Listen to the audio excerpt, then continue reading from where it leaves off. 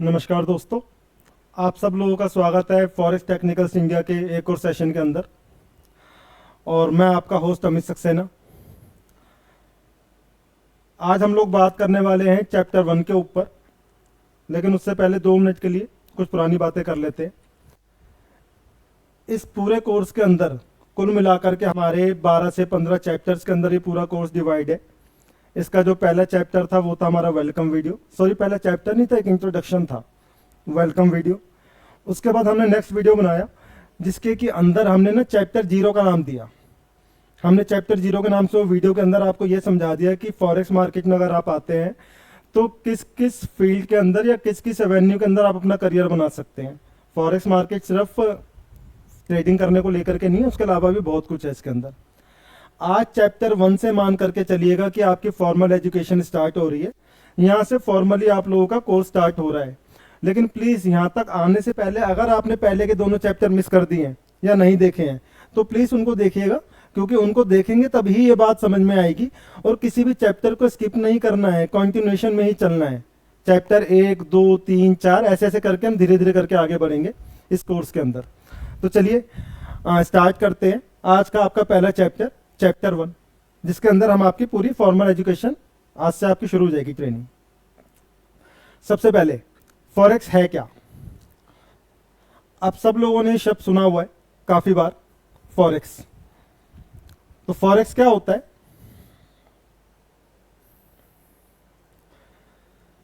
Foreign exchange की short form है forex.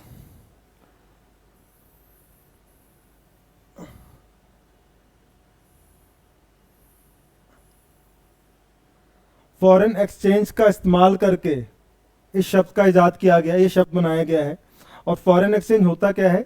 ये एक ना वैश्विक मार्केट कह लो, है ना, एक ग्लोबल मार्केट प्लेस है जहां पर हर देश की करेंसी, हर देश से मेरा मतलब उन देशों से है जो मेजर करेंसीज है दुनिया की, जो कि आपस में कारोबार करते हैं। तो कुछ देश ऐसे भी हो सकते हैं जिनकी करेंसी यहाँ पर लिस्ट ना हो, लेकिन मैक्सिमम सारे देशों की करेंसी आपको यहाँ लिस्ट मिलेगी। वो सारे देश जो कि आपस में कारोबार करते हैं उनकी करेंसीज यहाँ पर लिस्टेड होती है। और यहाँ होता क्या है, उन करेंसीज को खरीदा बेचा जाता है। अभी ये काम कौन करता है? जो उसके पार्टिसिपेंट्स कौन कौन हैं जो यहाँ पर आते हैं खरीदारी करने के लिए, करेंसीज की खरीद फरोख्त करते हैं? बैंक्स, फाइनेंशियल इंस्टीट्यूट्स, यानी कि बड़ी बड़ी कंपनियां, बड़े बड़े घराने, बड़े बड़े कॉरपोरेट्स, अलग अलग देशों की सरकारें, ये सब यहाँ पर आते हैं और यहाँ पर आकर के ट्रेड करते हैं। और इसकी जो सबसे छोटी इकाई है, जो मतलब नंबर में तादाद में सबसे ज़्यादा है, सबसे प्राइम इकाई बोलना चाहिए लेकिन सबसे छोटा यूनिट है, वो होता है इंडिविजुअल ट्रेडर। इंडिविजुअल ट्रेडर यानी कि आपके जैसे, मेरे जैसे, हम जैसे लोग जो कि मार्केट में आते हैं अपना खून पसीने का कमाया हुआ पैसा लेकर के ट्रेड करने के लिए। अब चाहे वो फॉरेक्स मार्केट हो, चाहे वो स्टॉक मार्केट हो, ये सारे इसके कंपोनेंट्स रहते हैं। वो सब लोग जो कि यहाँ पर आकर के ट्रेड करते हैं। और अब हम आगे बढ़ते हैं कि ट्रेड करना, थोड़ा डिटेल में बात करेंगे कि ट्रेड करना किसको बोलते हैं फॉरेक्स मार्केट के अंदर।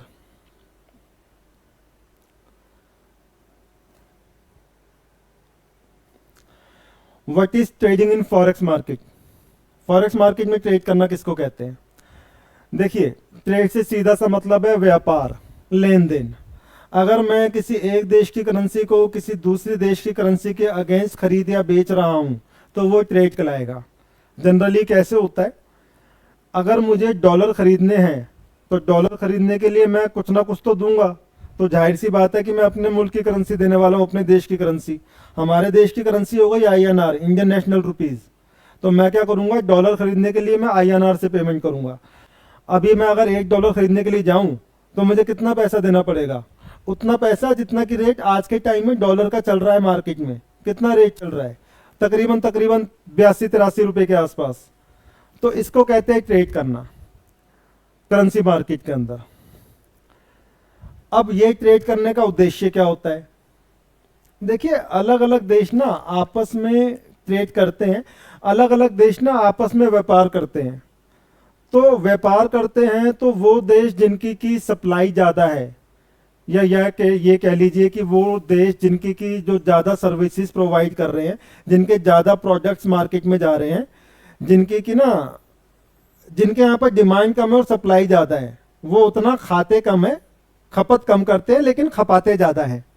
ठीक है, वो वाले देश। तो ये वही देश है ज़्यादातर दुनिया में, दुनिया के ताकतवर देश हैं। आप ये कह लो कि करेंसी ताकतवर है तो देश ताकतवर हो गया, या ये कह लो कि देश ताकतवर था तो उसने अपनी करेंसी ताकतवर कर ली, दोनों वाइस वर्सा है। तो यहाँ क्या होता है, हर देश की करेंसी में रोजमर्रा की जिंदगी के अंदर 24 घंटों के दौरान हर देश की करेंसी ना उनके आपसी संबंधों की वजह से और ग्लोबली जितने भी जियो पॉलिटिकल इवेंट्स होते हैं, किसी ना किसी कारण से ना हर देश की करेंसी के ना रेट ना स्थिर नहीं है, एक हल्का सा ना छोटा मोटा फ्लक्चुएशन चलता रहता है हमेशा।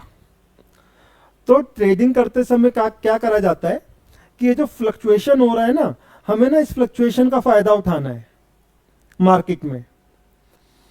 जैसे कि आपने सुना होगा, अगर आप अखबार पढ़ते हैं तो वहां पर कभी आता है कि रुपया 6 पैसा टूटा या रुपया 6 पैसा मजबूत हुआ।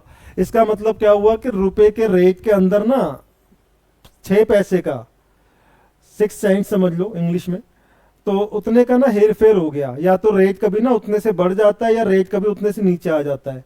तो क्या होता है कि अब अगर रेट कम या ज़्यादा हो जाता है तो क्या होता है कि डिमांड या सप्लाई पे असर पड़ता है। रेट कम हो गया तो डिमांड बढ़ जाती है, रेट बढ़ जाएगा तो सप्लाई बढ़ जाएगी। डिटेल में भी हम इन सब चीज़ों के बारे में बात करेंगे। अभी मैं क्या कर रहा हूँ कि एक ओवरव्यू दे रहा हूँ आपको कि फॉरेक्स मार्केट में ट्रेड करना किसको कहते हैं। तो ये जो फ्लक्चुएशन होती है ना, ट्रेडर क्या करता है कि इस फ्लक्चुएशन का फायदा उठाता है पैसा कमाने के लिए। कैसे? वो किसी चीज को सस्ते दाम पर खरीदेगा या एक दाम पर वो एक चीज खरीदता है, और जैसे ही उस चीज के दाम, उस करेंसी के दाम अगर थोड़े से बढ़ जाते हैं तो हम उसको ले जाकर के बेच देते हैं। या ये समझ लीजिए कि आज मैंने बेच दिया, फॉरेक्स मार्केट में हमें ऑप्शन मिलता है जिसको हम बोलते हैं शॉर्ट सेलिंग। मैं आज बेच देता हूं और कल को जैसे ही उस चीज के दाम नीचे आते हैं मैं उस चीज को खरीद लेता हूं। तो मैंने क्या करा, अल्टीमेटली देखा जाए तो मैंने क्या करा कि मैंने कम दाम पर खरीद करके चीज को ना ज्यादा दाम के ऊपर बेच दिया। अगर मैं ऐसा कर पा रहा हूं, इसका मतलब पहली बात तो मैं ट्रेड कर रहा हूं, और ट्रेड कर रहा हूं तो प्रॉफिट बना रहा हूं। और इसका वाइस वर्सा, इसका उल्टा कर दो, अगर मैं ऊंचे दाम पर चीज को खरीद रहा हूं और फिर मैं नीचे आकर के उसको बेच रहा हूं तो मैं नुकसान कर रहा हूं।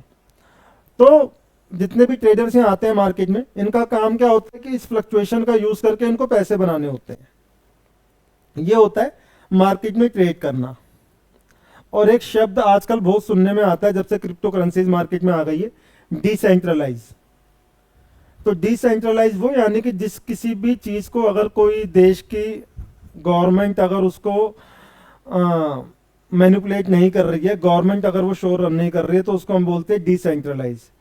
तो फॉरेक्स मार्केट जो है वो दुनिया की ना सबसे बड़ी डिसेंट्रलाइज मार्केट है। सबसे पहली बात, फॉरेक्स मार्केट दुनिया की सबसे बड़ी मार्केट है।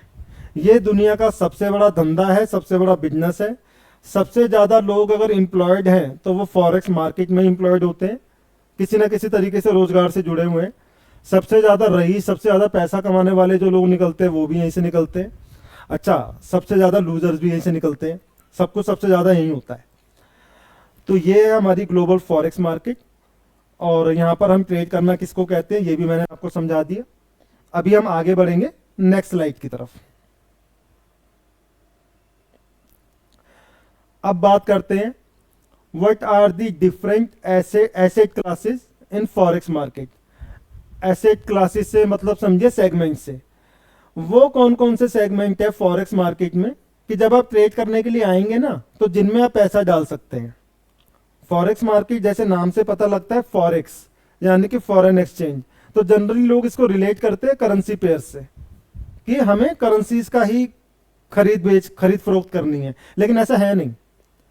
Currencies is the major constituent of this market. सबसे ज्यादा तो करेंसीज में ही ट्रेड होता है, लेकिन उसके अलावा यहाँ पर इंडाइसिस भी हैं फॉरेक्स मार्केट के अंदर आपके पास ट्रेड करने के लिए। उसके अलावा आपके पास यहाँ पर मेटल्स भी हैं, आपके पास यहाँ पर क्रिप्टो करेंसीज भी है, और उसके अलावा आपके पास यहाँ पर शेयर मार्केट भी है, पर्टिकुलर देश की शेयर मार्केट है ना। तो ये सारे वो सेगमेंट्स हैं जिनके अंदर जाकर के आप यहाँ पर ट्रेड कर सकते हैं। अभी डिटेल में बात करेंगे बारी बारी से हर एक सेगमेंट के ऊपर। सबसे पहले बात करेंगे करेंसी पेयर की। सबसे पहले बात करेंगे करेंसी पेयर की। अभी थोड़ा बहुत इंट्रोडक्शन में मैंने आपको समझाई बातें। आप किसी एक देश की करेंसी को किसी दूसरे देश की करेंसी के अगेंस्ट खरीद रहे हैं, बेच रहे हैं, तो ये कहलाएगा करेंसी पेयर में ट्रेड करना। और यहाँ पर क्या कहा गया है कि ट्रेडिंग करने के लिए यहाँ पर ना करेंसी पेयर्स के, मतलब करेंसी को पेयर्स क्यों कहते हैं, पेयर्स के साथ में क्यों अटैच किया गया है, यहाँ पर ना पेयरिंग हो रखी है, ऑलरेडी पेयर बने हुए हैं। आपने बस क्या करना है कि उस पेयर के अंदर ट्रेड करना है। फॉर एग्जाम्पल यूरो यूएसडी, अगर मैं यूरो यूएसडी में ट्रेड कर रहा हूँ, इसका मतलब ये हुआ कि मैं यूरो खरीदने जा रहा हूँ और खरीदने के लिए मैं प्रेजेंट कर रहा हूँ करेंसी यूएसडी। अगर हम बात करेंगे जीबीपी यूएसडी की, तो मैं जीबीपी खरीदने के लिए जा रहा हूँ और मैं पेश कर रहा हूँ यूएसडी, मतलब मैं अपनी तरफ से यूएसडी दूंगा और जीबीपी खरीद रहा हूँ। यूएसडी जेपीवाई, मैं यूएसडी खरीदने के लिए आया हूँ और खरीदने के लिए मैंने कौन सी करेंसी दी है, जेपीवाई। जेपीवाई यानी कि जैपनीज येन। तो इसको हम कहते हैं करेंसी पेयर्स में ट्रेड करना। और अभी हम आते हैं अपने नेक्स्ट सेगमेंट की तरफ।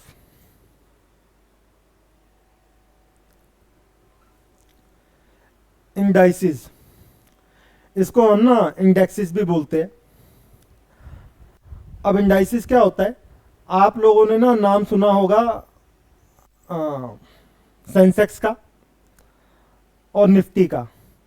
तो सेंसेक्स और निफ्टी भी है ना, ये दोनों भी ना इंडाइसिस हैं। तो बेसिकली बात करते हैं इंडाइसिस होता क्या है। देखिए क्या करा गया है कि स्टॉक मार्केट के अंदर, फॉरेक्स मार्केट के अंदर क्या करा गया कि जो भी ना सिमिलर नेचर के जो इंस्ट्रूमेंट्स हैं या सिमिलर नेचर की एसेट समझ लो, उनको ना एक साथ उनकी ग्रुपिंग कर दी गई। इसको ऐसे समझो कि आप फूलों का एक गुलदस्ता बना रहे हो, तो आपने क्या करा कि एक ही जैसे जो फूल थे, एक ही कैटेगरी के, एक ही क्लास के फूल थे ना, उनको लेकर के आपने एक बुके बना दिया। एक ही जैसी चीजों को एक साथ लेकर के ग्रुपिंग कर दी गई, इसको कहते हैं हम लोग इंडाइसिस।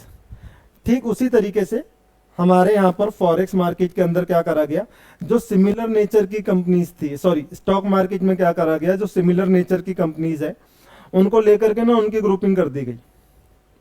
जैसे कि हम यहाँ पर बात करते हैं निफ्टी की, तो निफ्टी एक्चुअली है क्या, निफ्टी की फुल फॉर्म है नेशनल 50। हिंदुस्तान के अंदर जो टॉप 50 कंपनीज होती हैं, जो कि ना हमेशा अपने ना बिजनेस के ऊपर और अपनी पॉलिसीज को लेकर के टॉप 50 कंपनीज चेंज होती रहती है, हमेशा सेम नहीं रहती है। कुछ कंपनियां निकल जाती है, कुछ नई कंपनियां आ जाती हैं। तो नेशनल 50 को हम लोग बोलते हैं निफ्टी। ये एक इंडेक्स है। और अगर आप चाहे कि अगर आप अलग अलग जाकर के पैसा नहीं लगाना चाह रहे हैं, तो आप क्या कर सकते हैं कि आप निफ्टी के ऊपर जाकर के ट्रेड कर सकते हैं। निफ्टी पे ट्रेड करने का मतलब है कि आपकी असेसमेंट, आपकी जजमेंट जो भी बोलती है, अगर आपको लगता है कि निफ्टी ऊपर जाएगा, तो आपने क्या करा कि निफ्टी को बाय कर लिया। अभी आपको लग रहा है कि ऊपर जाएगा, तो जब रेट ऊपर बढ़ जाएगा तो आप उसको बेच देंगे और प्रॉफिट कमा लेंगे। अगर आपको लग रहा है कि निफ्टी गिर सकता है, तो आपने उसको शॉर्ट सेल कर दिया, पहले बेच दिया। अभी पहले बेच करके जैसे रेट नीचे आ जाएगा ना, तो मैं नीचे जाकर के उसको फिर बाय कर लूंगा। तो इसको कहेंगे हम लोग इंडाइसिस में ट्रेड कर रहे हैं। तो जैसे हमारे पास हो गए सेंसेक्स और निफ्टी, ठीक उसी तरीके से ना हर देश के पास अपने अपने इंडाइसिस हैं। अभी फॉरेक्स मार्केट के अंदर सबसे ज्यादा ट्रेड होने वाले इंडाइसिस की अगर हम बात करें, तो वो हो जाता है हमारा S&P, नैस्डैक, डाउ जोन्स। तो नेस 100 करके एक इंडाइसिस है। इसके अंदर क्या है कि जो टॉप 100 टेक्निकल कंपनीज है यूएस की, उनको रखा गया है इसके अंदर। नॉन बैंकिंग है, ध्यान रखिएगा, बैंक्स की बात नहीं कर रहा हूं, फाइनेंशियल नहीं, टेक्निकल की बात कर रहा हूं। नेस 100 की मैं बात करूं अगर, तो एक ऐसा इंडेक्स है जिसके अंदर ना टॉप 100 कंपनीज लिस्टेड हैं, उनको जोड़ करके, उनको लेकर के ये नेस्डैक 100 बनाया गया है। टॉप 100 कंपनीज में जितनी भी टेक्निकल जो कंपनीज आपने सुन रखी है, मैक्सिमम वो सब आ जाती है। मेटा भी आ जाएगी उसमें, गूगल भी उसमें आ जाएगी, यानी कि अल्फाबेट जो उसकी पेरेंट कंपनी है, एनवीडिया भी आ जाएगी, असूस भी आती है, माइक्रोसॉफ्ट आती है, विप्रो आती है, ऐसे करके 100 कंपनियां। तो उनको लेकर के नेस 100 बना दिया गया। ऐसे ही डाउ जोन्स इसको हम लोग ना US30 भी कहते हैं। तो वहाँ की सिमिलर नेचर की वो 30 कंपनीज को लेकर के डाउ जोन्स क्रिएट कर दिया गया। S&P 500, उसके अंदर वो सिमिलर नेचर की, सिमिलर नेचर से यहाँ पर ना मेरा मतलब किस चीज़ से है कि इनके ना वैल्यूएशन से है। वो सिमिलर सेगमेंट वाली वैल्यूएशन वाली 500 कंपनियों को लेकर के S&P 500 में डाल दिया गया। ऐसे रसेल 2000 आ जाता है। तो इस तरीके से हर देश के पास अपने अपने इंडेक्स है। मैं सिर्फ यहाँ पर आपको एग्जांपल दे रहा हूँ सबसे ज़्यादा ट्रेड होने वाले इंडेक्सेस की। अभी हम लोग आगे बढ़ते हैं और इंडेक्सेस से आगे चलते हैं। अभी नेक्स्ट जो आप देख रहे हैं स्क्रीन पर, ये आ जाता है मेटल्स। अभी देखो मैक्सिमम हम सब लोग जानते हैं कि मेटल्स की खरीद बेच होती है, ऑनलाइन मार्केट, ऑफलाइन मार्केट, हर तरीके से होती है। और इंडियन मार्केट में भी लोग पैसा लगाते हैं मेटल्स के ऊपर। बड़े सारे लोग ऐसे हैं जिनको कि ना मेटल्स पे ट्रेड करने का शौक होता है, कई लोगों को सूट भी कर जाता है ये। तो ठीक उसी तरीके से अगर आप भी उन्हीं लोगों में से हैं, अगर आपको मज़ा आता है या आपका क्रेज है कि आप मेटल्स में ट्रेडिंग करना चाहते हैं, मेटल से अगर बात करूँ तो गोल्ड भी इसी में आ जाता है, सिल्वर भी इसी में आ जाता है, तांबा, कॉपर, पीतल, सब कुछ इसमें आ जाता है। तो फॉरेक्स मार्केट में आप आइए, यहाँ पर अगर आप आते हैं मेटल्स में ट्रेड करना चाहते हैं तो आप कर सकते हैं।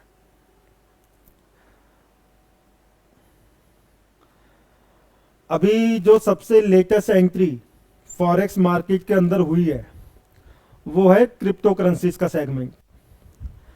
तकरीबन 5 से 6 साल पहले ही समझ लीजिए क्रिप्टो करेंसीज पे ट्रेड करने का ऑप्शन आपको फॉरेक्स मार्केट के अंदर भी मिल जाता है। आजकल लोगों के अंदर बड़ा क्रेज है क्रिप्टो करेंसीज को लेकर के ट्रेड करने का ना। तो अगर आप भी उनमें से एक, अगर आप चाहते हैं क्रिप्टो करेंसीज में ट्रेड करना, तो वो मौका आपको यहाँ फॉरेक्स मार्केट में भी मिल जाएगा। आप यहाँ पर आकर भी क्रिप्टो करेंसीज में अगर चाहे तो ट्रेड कर सकते हैं, जो भी आपकी फेवरेट करेंसीज है। मैक्सिमम जो भी टॉप 50 या 100 कंपनीज हैं, वो डिपेंड करता है ब्रोकर के ऊपर भी कि वो कौन कौन से पेयर आपको ऑफर कर रहा है। मैक्सिमम जो ए कैटेगरी के ब्रोकर है, A+ कैटेगरी के ब्रोकर है, वो आपको 50 से 100 पेयर्स दे देते हैं क्रिप्टो करेंसी के भी। मतलब आपको BTC USD, Ethereum USD, ripple USD, Litecoin, dash, ये सब आपको यहाँ मिल जाता है। तो अगर आप चाहें तो क्रिप्टो करेंसीज के सेगमेंट में आकर के भी ट्रेड कर सकते हैं। अब last but not the least, share market. Share market मेरे को समझाने की जरूरत नहीं है, हर देश के पास अपनी अपनी स्टॉक मार्केट है, अपनी अपनी शेयर मार्केट है, जैसे इंडिया के पास भी। और हम लोग यहाँ पर अपनी शेयर मार्केट के अंदर, उस शेयर मार्केट में लिस्टेड कंपनीज हैं, स्टॉक मार्केट में लिस्टेड कंपनीज हैं, उनके शेयर्स के अंदर हम लोग ट्रेड करते हैं। बड़ी सारे बैंक्स, बड़ी सारी कंपनियां लिस्टेड हैं। अगर आपको इंडियन स्टॉक मार्केट में ट्रेड करने का शौक है या आपको अच्छा लगता है तो आप इंडियन स्टॉक मार्केट में ट्रेड कर सकते हैं और वहाँ पर ट्रेड करके पैसा बना सकते हैं। तो ये हो गया शेयर मार्केट। अच्छा, अगर मैं फॉरेक्स मार्केट की बात करूं, इंडियन मार्केट में अगर ट्रेड करना है तो जो लोकल हमारे यहाँ ब्रोकर होते हैं उनके साथ आप कर सकते हैं। अभी अगर हम फॉरेक्स मार्केट में बात कर रहे हैं ना, तो फॉरेक्स मार्केट में जो शेयर मार्केट आपको लिस्टेड मिल रही है वो मिल रही है आपको US की मार्केट। किसी भी फॉरेक्स ब्रोकर के पास आप जाएंगे तो वहां पर वो जो शेयर मार्केट का जो सेगमेंट है ना, वहां पर आपको वही कंपनीज लिस्टेड मिल रही है जो कि US के अंदर लिस्टेड है, नैस्डैक में, डाउ जोन्स में। तो अगर आपका मन करता है कि आपको उन मार्केट में ट्रेड करना है तो ये ऑप्शन आपको फॉरेक्स मार्केट के अंदर मिल जाता है। तो यहाँ तो हमने बात कर ली उन कंपोनेंट्स की जो कि वो सेगमेंट्स, सॉरी कंपोनेंट्स नहीं, सेगमेंट्स जो कि फॉरेक्स मार्केट के हैं, जिनमें जाकर के आप पैसा लगा सकते हैं। अभी हम लोग आ जाते हैं कंपोनेंट्स पर। अभी मैंने सेगमेंट्स की बात करी थी, अभी मैं आप लोगों को समझाऊंगा कंपोनेंट क्या हुए।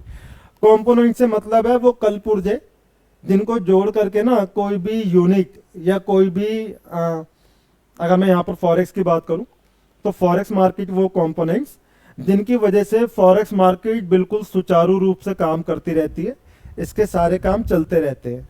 तो हमने क्या करा है यहाँ पर आपको समझाने के लिए, हमने ना फॉरेक्स मार्केट के कुछ कंपोनेंट्स लिस्ट करे। आप एक बार उनको देखिए, फिर मैं डिटेल में उनके बारे में आपसे बात करता हूँ।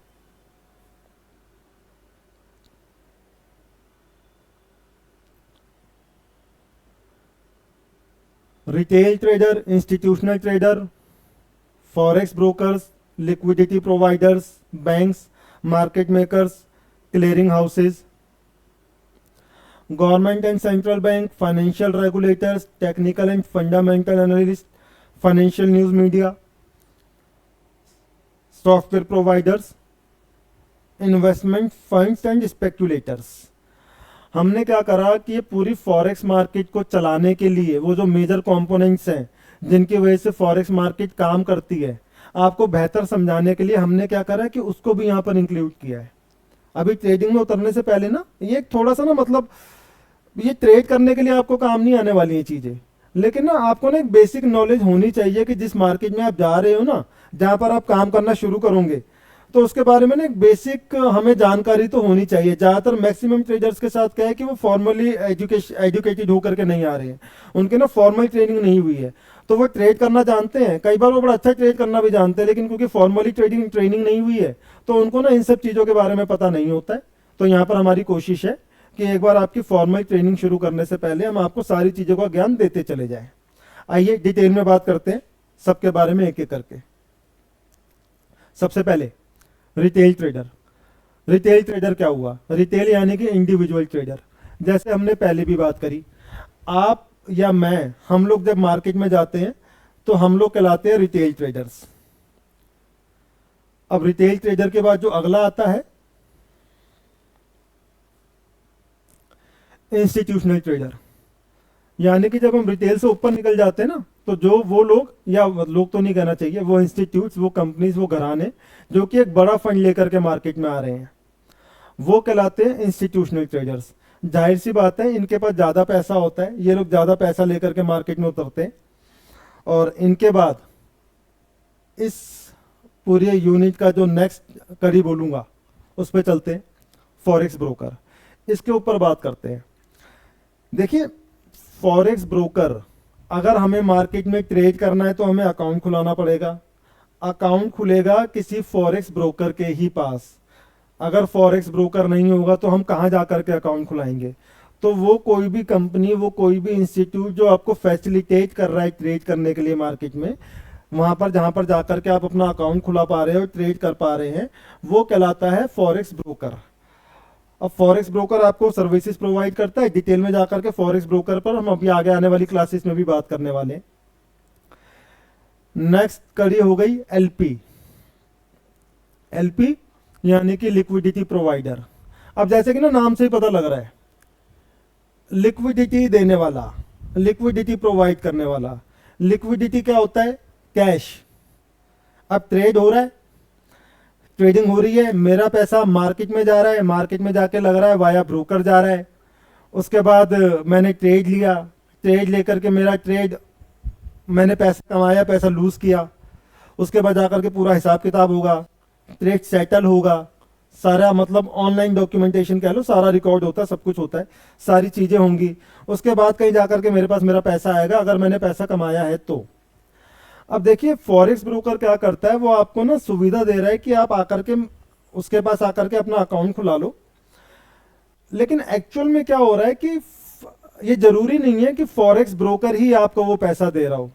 मार्केट में मैक्सिमम ब्रोकर्स ऐसे हैं जिनके ऊपर ना कोई एलपी बैठा होता है। एलपी यानी कि लिक्विडिटी प्रोवाइडर, यानी कि एक किस्म का ना एक बड़ा बैंक है जो कि ना ब्रोकर को सुविधा देता है, कैश देता है आगे हमें पेमेंट करने के लिए।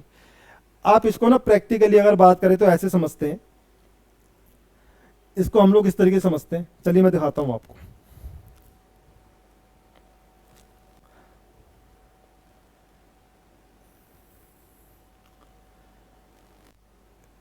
ये मैं था,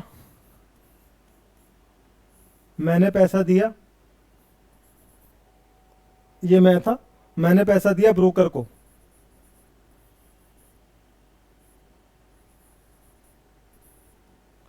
अभी ब्रोकर क्या करता है, मैंने ट्रेड लगाया।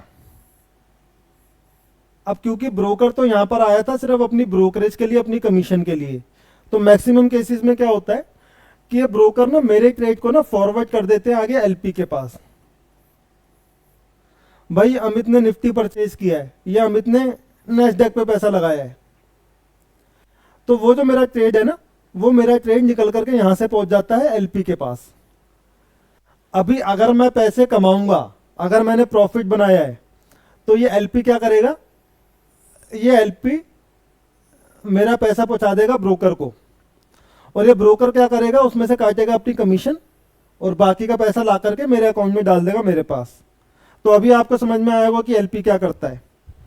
मेजर कड़ी एलपी है, हमारा ट्रेड जाता है एलपी के पास। अभी ना यहाँ पर ना एक बात ध्यान रखने वाली और है जो मैं आपको समझा देता हूँ। अगर मार्केट में कोई ऐसा ब्रोकर है जो कि एलपी के साथ काम नहीं कर रहा है या उसके ऊपर एलपी नहीं है, तो क्या हम ऐसे ब्रोकर के साथ काम कर सकते हैं? देखिए कर सकते हैं, लेकिन यहां पर क्या होता है, हमारा रिस्क बढ़ जाता है। एलपी जो है ना, वो मैक्सिमम केसेस में बड़े बड़े बैंक है जिनके पास ना अरबों खरबों में रुपया पड़ा है, तो उतना बड़ा पैसा है, उतने ही ज़्यादा वो सॉलिड कंपनीज हैं, बहुत पुरानी पुरानी कंपनीज है, पुराने पुराने बैंक्स हैं। तो हम ये मान सकते हैं कि अगर एलपी वहाँ पर होता है तो हमारा पैसा कहीं नहीं जाएगा, इन मैक्सिमम केसेस में हमारा पैसा सेफ है। लेकिन अगर किसी ऐसे ब्रोकर के साथ में मैं काम कर रहा हूँ जिसके पास एलपी नहीं है, तो शायद कल कोई सिचुएशन आ सकती है कि ब्रोकर के पास हमें देने के लिए पैसा ही ना हो। अभी ये कैसे होता है, ये सब बातें तो हम अगली क्लासेस में कर लेंगे, लेकिन अभी के लिए बस इतना ही। हमें आप लोगों को ऐसा ब्रोकर ढूंढना है जिसके पास एलपी हो, जो किसी एलपी से कनेक्ट हो, तो वहां पर हम लोग सेफ रहते हैं। इसलिए एलपी का होना मार्केट में जरूरी है और ये रोल एलपी प्ले करता है। अभी इससे आगे बढ़ते हैं। बैंक्स, जितने भी बैंक्स है ना, जिनके पास हम जाकर के अपना पैसा जमा कराते हैं, बैंक हमें इतनी फैसिलिटी दे रहा है, बैंक ने इतने बड़े बड़े ऑफिस ले रखे हैं, किराए पर ले रखे हैं, और भी पढ़ा है कितने तरह के धंधे वो कर रहे हैं, कितना स्टाफ उन्होंने रखा हुआ है, कितनी तरह की सर्विसेज वो चला रहे हैं। तो इन सब को देने के लिए बैंक को पैसा चाहिए होता है, बैंक को भी तो कुछ ना कुछ कमाना है ना। तो बैंक कैसे कमाता है? बैंक लोन दे करके भी कमाता है। बैंक के पास और भी बड़े तरीके हैं, इंश्योरेंस भी चलाते हैं, वो अपनी पॉलिसीज भी रन करते हैं और अलग अलग तरीके के लोन देते हैं। और उसके अलावा बैंक के पास एक तरीका होता है मार्केट में पैसा लगाना। सारे बैंक मार्केट में अपना पैसा डालते हैं, अपना पैसा डाल के ट्रेड करते हैं। इन लोगों ने अपने फंड मैनेजर हायर कर रखे होते हैं जो कि बैंक के बिहाफ पर मार्केट में ट्रेड करते हैं। तो बैंक भी मार्केट में आता है। तो एक तरीके का ना, बैंक जब आता है तो एक इंस्टीट्यूट हो गया, है ना, इंस्टीट्यूशनल ट्रेडर हो गया। तो बैंक्स भी मार्केट में आते हैं और ट्रेड करते हैं, आपकी और मेरी तरह। तो बैंक भी एक जरूरी कड़ी हो गए, क्योंकि देखिए मार्केट के अंदर ना अगर बड़े बड़े प्लेयर्स आएंगे तो ही मार्केट के अंदर हलचल होगी। अगर कोई ऐसी मार्केट में आप बैठे हैं जहां पर खरीदार ही नहीं है कोई, तो वहां पर आप क्या कमाएंगे? तो ये इंस्टीट्यूशनल ट्रेडर्स के आने से क्या होता है कि मार्केट में ना वॉलेटिलिटी बढ़ती है, मूवमेंट बढ़ती है। तो ये मूवमेंट ना हम लोगों के लिए भी जरूरी होती है। तो इस तरीके से बैंक का यहाँ पर रोल हो जाता है। और आगे क्या क्या रोल रहते हैं अगली स्लाइड्स में समझते हैं।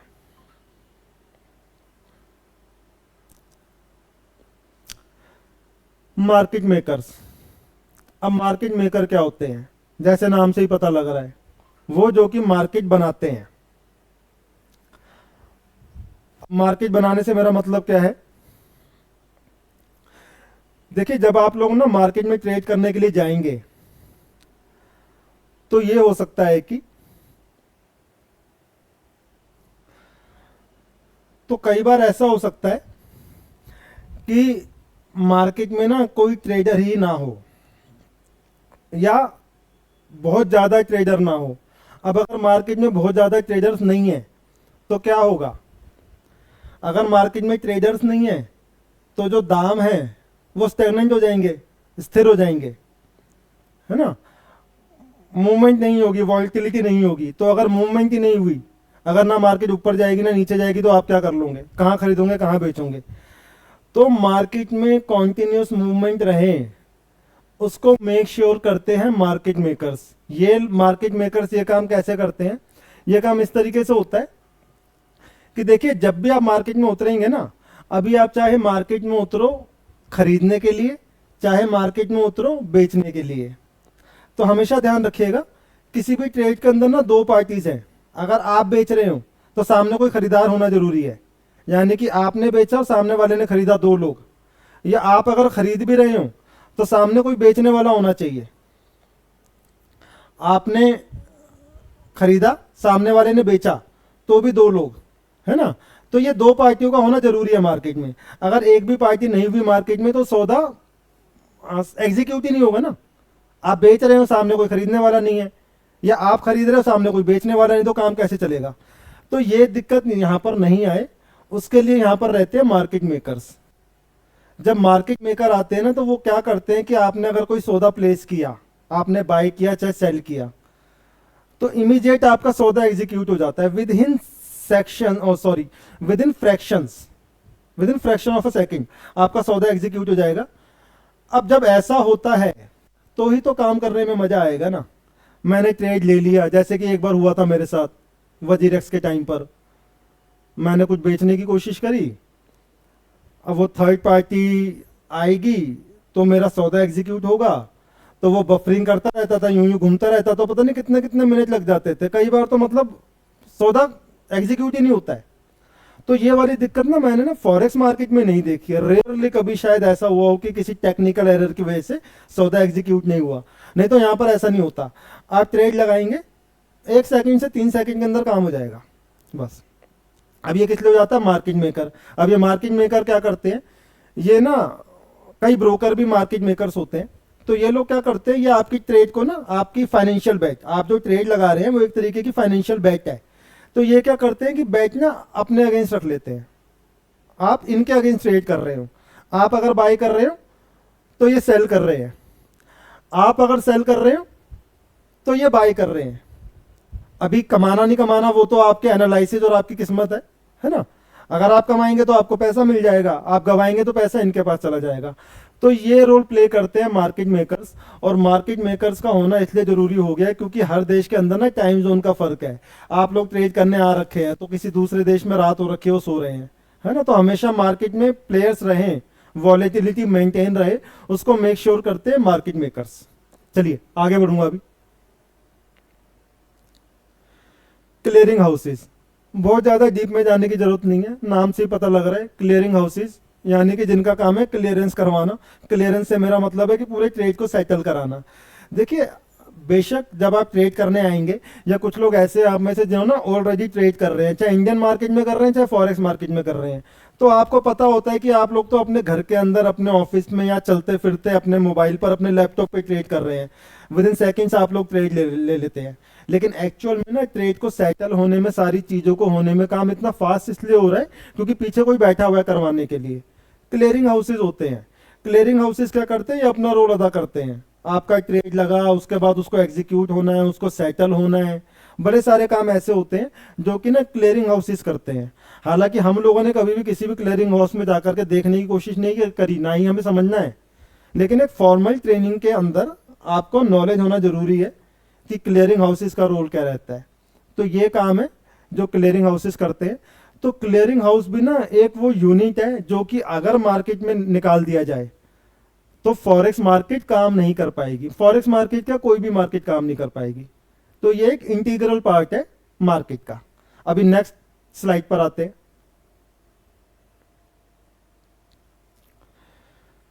Government and central banks.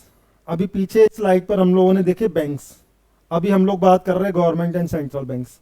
देखिए वहां पर हमने बैंक बात करी थी, बैंक की as a trader, as a institutional trader. अभी हम लोग बात करेंगे गवर्नमेंट्स एंड सेंट्रल बैंक्स की। गवर्नमेंट और सेंट्रल बैंक क्या करते हैं, देखिए किसी भी देश को चलाने के लिए वहाँ की जो सरकार है वो कुछ ऐसी पॉलिसीज डिक्लेयर करती है, और वहाँ के जो सेंट्रल बैंक्स हैं वो पॉलिसीज को मतलब आगे जाकर के लागू करवाते हैं। गवर्नमेंट पॉलिसीज बना देती है, सेंट्रल बैंक इंप्लीमेंट करवाते हैं। तो ये ऐसी ऐसी पॉलिसीज बनाते हैं जिनकी वजह से क्या होता है कि उस देश की जो इकॉनमी है वो सुचारू तरीके से रन करे।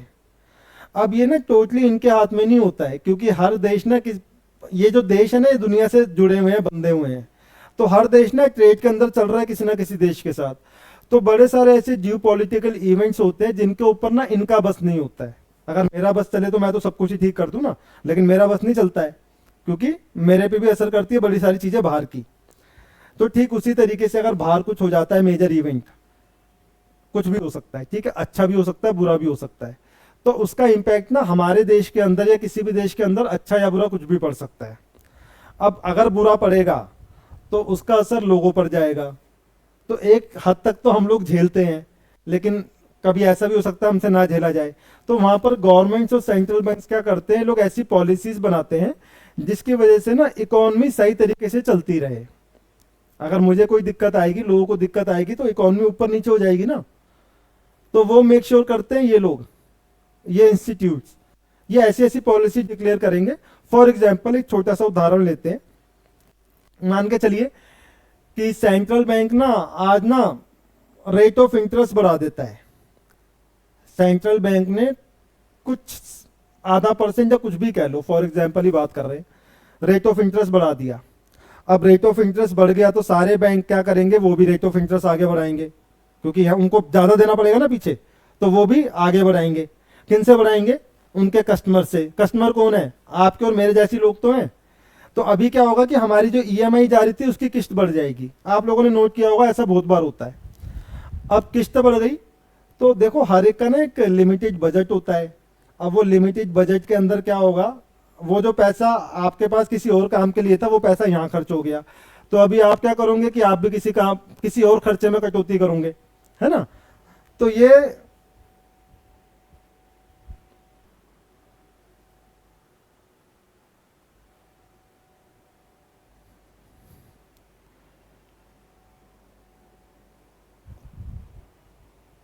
तो हम भी क्या करेंगे, हम लोग भी आगे अपने खर्चों में कटौती करेंगे।